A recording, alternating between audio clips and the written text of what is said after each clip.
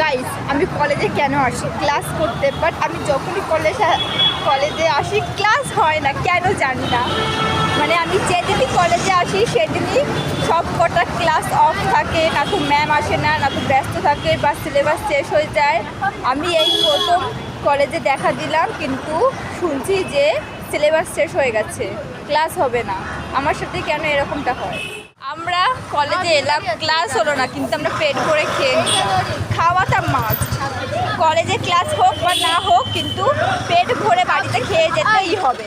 কলেজে এসে তোর এক্সপিরিয়েন্স কেমন? খুব খারাপ। 6:30টা ক্লাস, আমরা কেউ নির্লজ্জের মতন ক্লাস করিনি। আর যাও বা 7:30 8:30 ক্লাস করবো ভেবেছিলাম, দুটোই ক্লাস অফ। কী করবো আমরা? জীবনটা কি? ভাগ্যিস আমি 7:30 আসলে 7:30 ক্লাস নাকি হয়নি। আমাদের সাথে কেন হয় এরকম ভগবান?